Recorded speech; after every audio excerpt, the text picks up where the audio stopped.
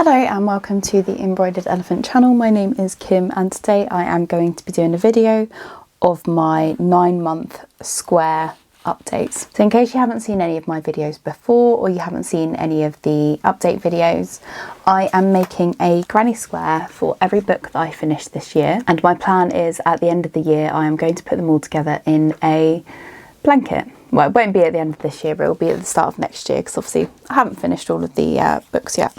It will be a long ongoing process. So the colours that I've chosen for each of the squares are based on the colours on the book cover. So whilst I'm talking to you, I am just going to start organising all of these squares. I have got 60 now, so I've got a lot, and I'm going to organise them from 1 to 65, just so I've got them sorted out. So on the back of each of these I've got a number and the name of the book.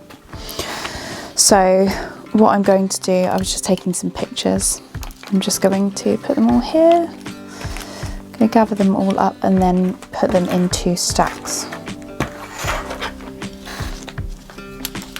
And I just love the colour variety in them. Because I'm using scrap yarn, I had no idea what sort of colours there were, and oh, that one hasn't got a thingy on it. I didn't know which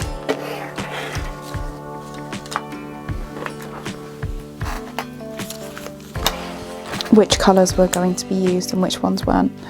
So I'm just going to put one has the ends sewn in.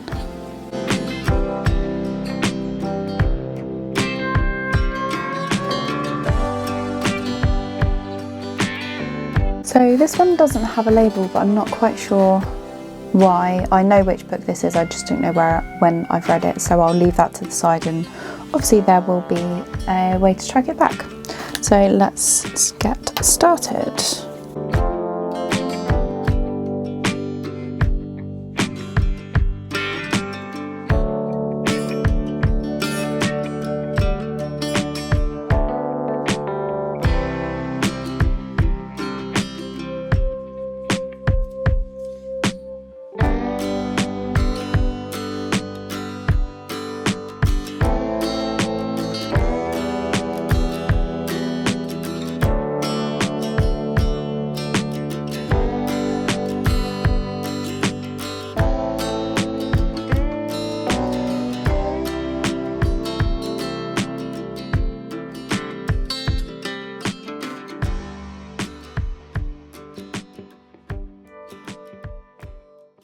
So I managed to find one square that hasn't got a number on it, so I know which one it is. It's How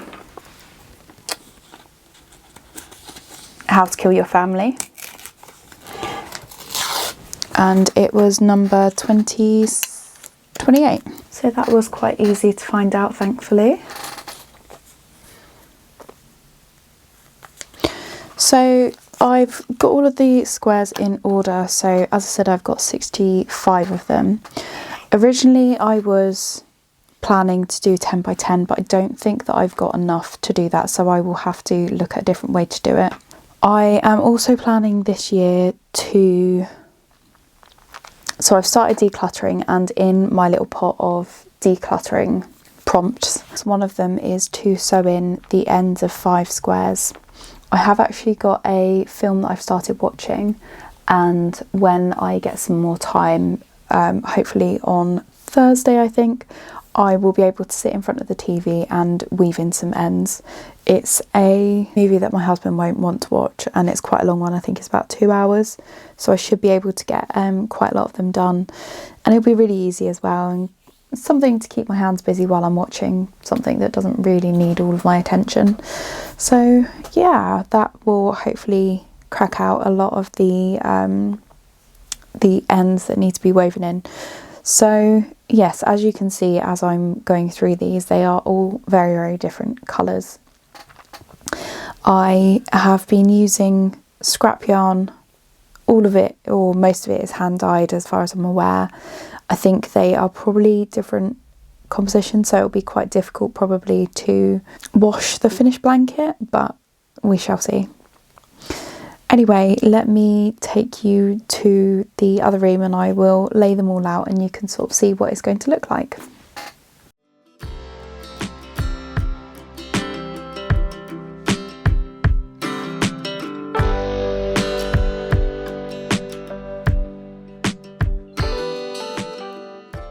So this is one way that I could do it.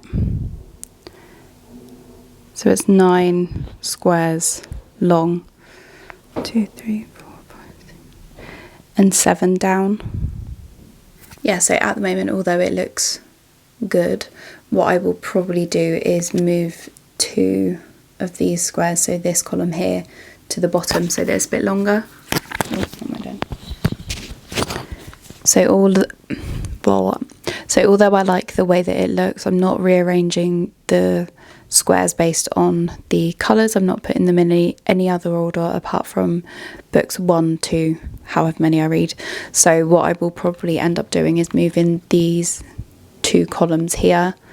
Underneath here, obviously, I will shift everything so that it is still in order, and then I will have another look. One thing to note as well is that there are different spaces between each of the squares. That's because it's quite difficult to work on this much space, if that makes sense. But I will go through my plan again at the end of what I'm going to do to make it a little bit bigger. So let me rearrange it now.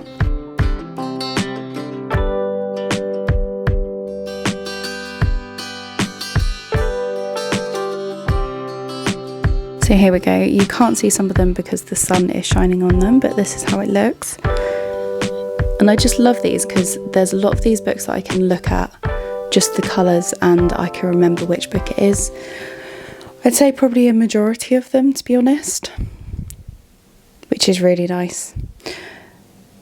So I have mentioned in earlier videos, my plan is to crochet a border on each of these. So I will crochet something like white for physical books I've read, and maybe a light grey for any audiobooks that I've listened to, and probably have 2 granny square borders on each, which will be a long task, don't get me wrong, but hopefully it'll be worth it, and it will pad out the blanket a bit as well. So I think I worked it out on earlier videos. It will probably add, if we take this one for example, is that maybe an inch or so, the 2 rounds. So I'll add an inch each side, so it's finger width. Add a finger width to each side, which will really make the blanket bigger, because I want it to be big enough to actually get under.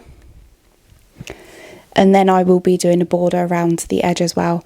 So what I've been doing as I've been crocheting is to put all of the scraps or the remainders of each of the balls of yarn onto one ball. So sorry, it is a bit of a weird angle, but I need to make sure that you can actually see me because of the light behind. So what I've been using throughout this is little scraps of hand-dyed yarns. So I pulled a blanket back at the start of this video that I'd got, I'd bought from someone online, and I was left with lots of little bits of hand-dyed yarn.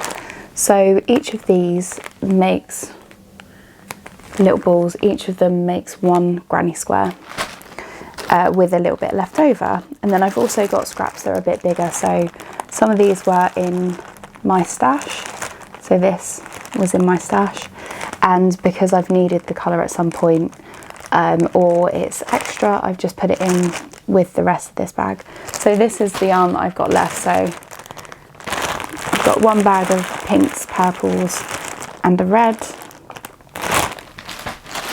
Got 1 bag of mixed or whites, pastels sort of colours. I've got a very small bag of blues and greens because they've been quite popular. So I've reds actually.